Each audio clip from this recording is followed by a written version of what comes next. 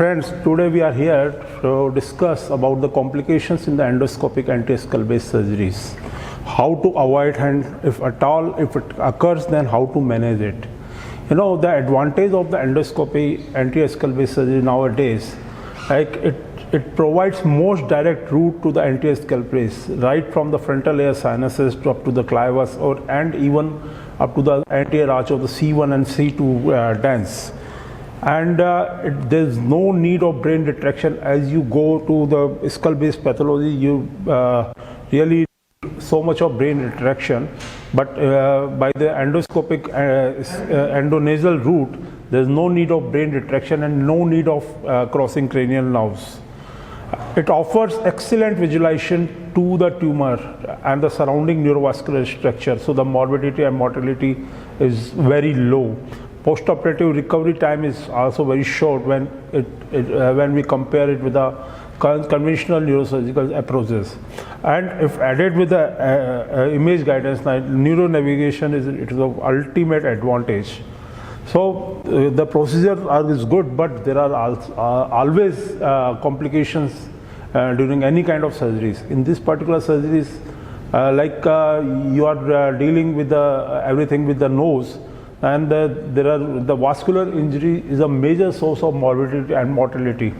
So there can be injury from the great vessels, there can be injury from the cavernous sinuses, there can be CSF rhinorrhea. If at all, after performing a beautiful surgery, if you are not able to reconstruct the dura, there are always chances of CSF rhinorrhea, and there can be injury to the many cranial nerves adjoining, and infection is always a problem, and endocrine, because it is the skull base is surrounded by the pituitary gland.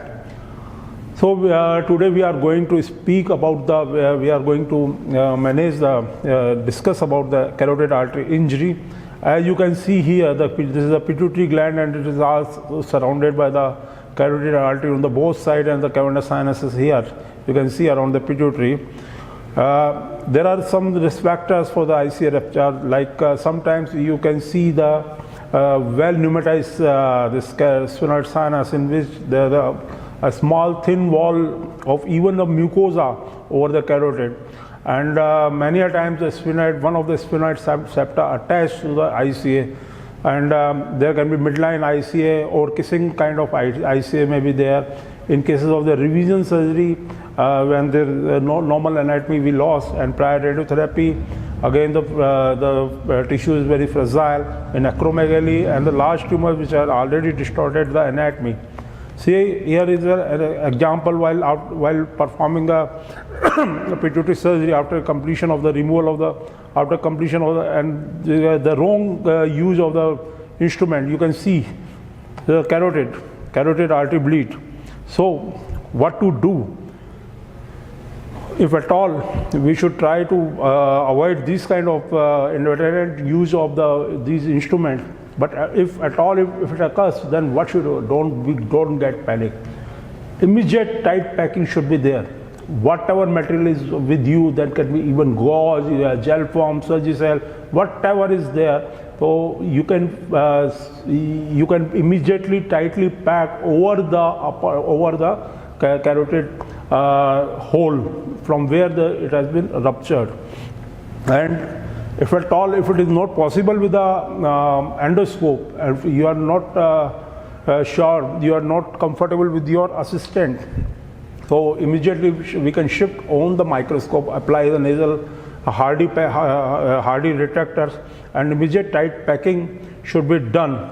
And simultaneously, your anesthetist should be capable to maintain the vitals by replacing the blood and normotensive anesthesia.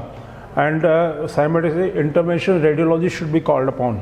So he can do coiling or ballooning of the internal carotid artery, or you can apply a cover stent over there. Here's an example. You can see there's a carotid, and there's a formation of the pseudoaneurysm after the rupture. So what we can do, we can put a covered stent over here. But here again the big problem is because these kind of injury occur at the near the origin of the ophthalmic artery. So always there is a risk of vision loss is there. Other vascular complications like cavernous sinus bleeding, they can be very well handled with the applying of the Surgicel gel form or some pressure. If at all avulsion of frontoparietal artery, that can be managed with the bipolar while performing the anterior scale for tumors like olfactory groove meningioma, and avulsion of the ophthalmic artery, again that can be treated with the applying the bipolar cautery, and other arteries can be there. And commonly in the ENT practice, while performing the FAS, function endoscopic sinus surgery, there are many a times there are chances of anterior and posterior ethmoidal arteries. So here you can see the pituitary is surrounded by all the vessels of the circle of Willis. So any kind of vascular injury can be there. Here example of the anterior ethmoidal artery injury. Anterior ethmoidal artery runs in the roof of the nasal cavity, and here you can see the anterior ethmoidal artery. This is the lateral, this is the medial part, and this is if there is a complete transection, there are always chances of regression of the ethmoidal artery into the orbit, and then there can be vision loss. So it should be dealt very carefully. You should localize the bleeding point, and you can use the cautery, bipolar or monopolar cautery over there. And in here you can see on the medial aspect, while this is the medial part, this is the lateral part, and there is a bleeding from the medial part.